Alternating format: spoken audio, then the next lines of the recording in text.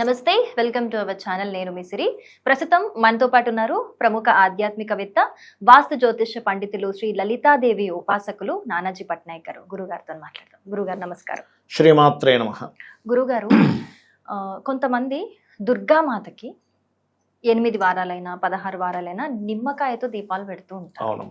అసలు ఈ నిమ్మకాయతో దీపాలు పెట్టడం అసలు ప్రాముఖ్యత ఏంటి? ఒకటి, దీనికి ఏమైనా నియమాలు ఉంటాయా? అంటే ఏ కోరికతో ఉన్నవాళ్ళు, అంటే ఆరోగ్యమా, అప్పుల బాధలు ఉన్నవారా, ఇంకా ఏ సమస్యలతో ఉన్నవారు పెడితే ఫలితం ఉంటుందంటారు? అసలు దీని ప్రాముఖ్యత ఏంటి గురుగారు? ఇది తాంత్రిక విధానంలో ఒక సిస్టమ్ అమ్మా, నిమ్మకాయతో దీపం పెట్టడం అనేటువంటిది. నిమ్మకాయకి, కొబ్బరికాయకి, గుమ్మడికాయకి ప్రాణశక్తి ఉంటుంది. అందుకే చూడండి, మనకి నిమ్మకాయ దండ వేస్తారు అమ్మవారికి. కొబ్బరికాయని కొడతాం, బలి సంబంధంగా కొడతాము, అదేవిధంగా మొక్కు పరంగా కొడతాము. ఇక్కడ రెండు విషయాలు, కొబ్బరికాయ కొట్టేటప్పుడు బలిస్తున్నామా లేకపోతే మొక్కుకొని కొడుతున్నామా అని దానికి రెండు విధాలుగా ఉంటుంది. కొబ్బరికాయని కొట్టి వెనక పీస్ తీసేసి మామూలుగా పెడితే అది ప్రసాదం అమ్మవారికి. అలా కాకుండా బొట్టు పెట్టి కొట్టి పీస్ తీయకుండా వదిలేస్తే అది బలిమంత్రంతో కొడితే. బలిచ్చేదేమో శక్తులకు ఇస్తారు, జనరల్గా అమ్మవారికి ఇచ్చేదేమో కొబ్బరికాయని కొడతాం. రెండు విధానాలు. అలాగే నిమ్మకాయని దుర్గాదేవి దగ్గర రాహుకాలంలో ఒక బలిమంత్రంతో కట్ చేసి దాన్ని పిండేసి దానిలో ఒత్తివేసి పెడతారు. ఇది దేనికంటే వాళ్ళకి గనక ఏదైనా కొన్ని నెగిటివ్ శక్తులు ఉంటాయి, అవి ఇబ్బంది పెడుతున్నాయి అన్నప్పుడు ఆ రకంగా పెడితే ఆ ఇబ్బంది తగ్గుతుంది. అయితే ఈ చాలా మందికి తెలియక పాపం ఆడపిల్లలతో కూడా మనకి కొబ్బరికాయలు కొట్టిస్తారు, కానీ స్త్రీమూర్తి ఎప్పుడు కూడా కొబ్బరికాయ కొట్టకూడదు. బలిచ్చేదైనా ఏదైనా కొట్టకూడదు అమ్మవారికి కూడా. అంటే పురుషుడితోనే కొట్టించాలి, సెన్సిటివ్ గా ఉంటుందమ్మా. అందులో వచ్చే ప్రాణశక్తి ఏమవుతుంటే ఒక్కొక్కసారి సంథింగ్ వాళ్ళు ఏదైనా ప్రెగ్నెన్సీతో ఉన్నా లేకపోతే ఇంకేదైనా ఎఫెక్ట్ వస్తుంది వాళ్ళకి అనే భావనతో కొబ్బరికాయ ఆడపిల్లల చేత కొట్టించారు. పురుషుడితోనే కొట్టిస్తారు. భర్త ఉంటాడు, తమ్ముడు ఉంటాడు, అన్న ఉంటాడు, తండ్రి ఉంటారుగా, వీళ్ళతో ఎవరితోనైనా సరే, ఫ్రెండ్ ఉంటారు, లేకపోతే వీళ్ళు ఎవరు లేరు, ఊళ్ళో లేరు అనుకున్నా కాసేపు చెప్తున్నాను నేను మీకు. ఆ రకంగా ఈ ప్రాణశక్తి ఉన్నటువంటి నిమ్మకాయకి కట్ చేసి పిండేసి దాన్ని పెడతారు. అంటే నెగటివ్స్ ఏమైనా ఉంటే రాహుకాలంలో దుర్గాదేవికి పెట్టడం వల్ల, లేదా దుర్గాదేవికి నిమ్మకాయ దండ వేస్తారు, దాని తర్వాత మళ్ళీ అదే తీసుకొని జేబులో పెట్టుకోవడం, పర్సులో పెట్టుకోవడం చేస్తారు. కొన్నిటికి కొంత శక్తి ఉంటుంది. ఇప్పుడు మీరు ఎందుకు ఇప్పుడు ఇంత అలసిపోతారు కదా, పొద్దున్నంతా షూటింగ్స్ చేసి ఒక టబ్లో వాటర్ తీసుకొని అందులో 3 గుప్పెళ్ళు కళ్ళు వేయండి, వేసి గోరువెచ్చని నీళ్ళలో కూర్చొని నిమిషంలో ఎనర్జీ మొత్తం, నెగిటివ్ ఎనర్జీ మొత్తం ఫ్రీ అయిపోతారు. అదే ఫ్రెష్గా ఉంటుంది. అలాగే ఎప్పుడైనా బాగా మీకు ఎనర్జీ లో అయినప్పుడు ఒక నిమ్మకాయ పట్టుకొని కాసేపు అలా పట్టుకొని ఓం దుమ్ దుర్గాయ నమః, ఓం దుమ్ దుర్గాయ నమః మంత్రం చదవండి. ఆ నెగటివ్ ఎనర్జీ మొత్తం నిమ్మకాయలోకి వెళ్ళిపోతుంది.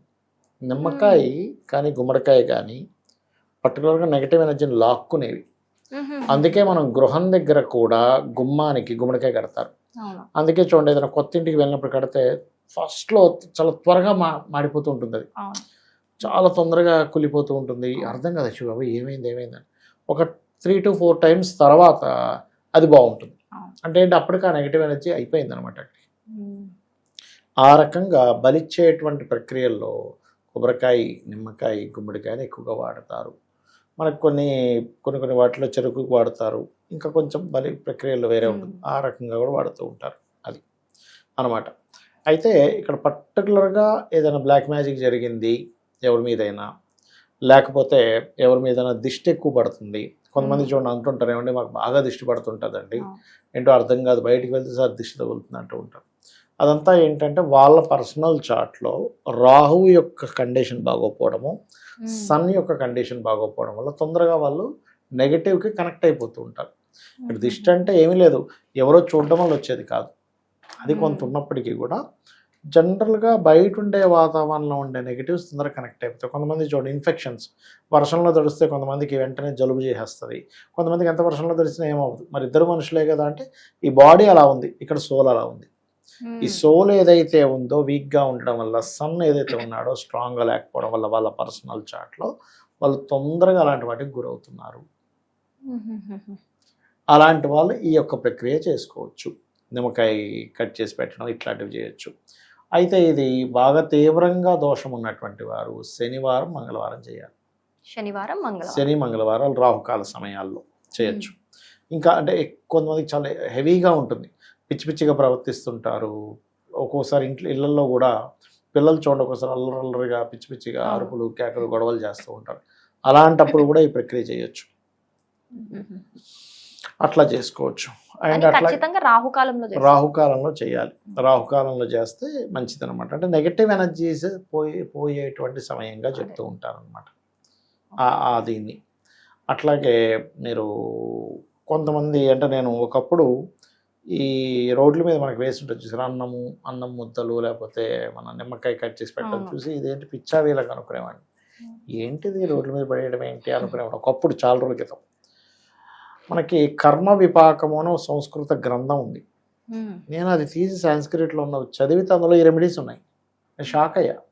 అందులో రావి చెట్టు చుట్టూ తిరుగుతూ ఉండే ఫలితాలు, ఈ ఏదైనా ఇంట్లో ఉండే బాగా విపరీతమైన నెగిటివ్ ఎనర్జీస్ వచ్చినప్పుడు ఆ 4 రోడ్ల మధ్యలో అది పెట్టమని చెప్తాడు.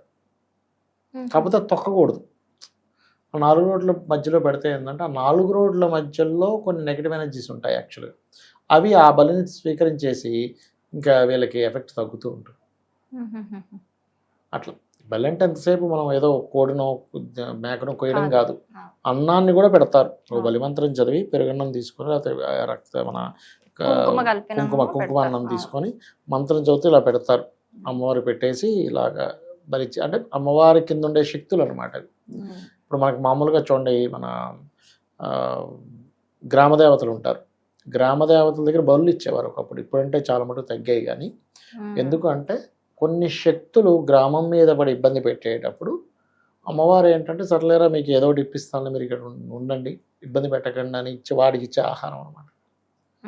బలిచ్చిన ఆహారం మాత్రమే ఆ శక్తికి తెలుసుకోగలవు, దేని పడితే తినలేవు, మళ్ళీ లేవు. అందుకని అనమాట.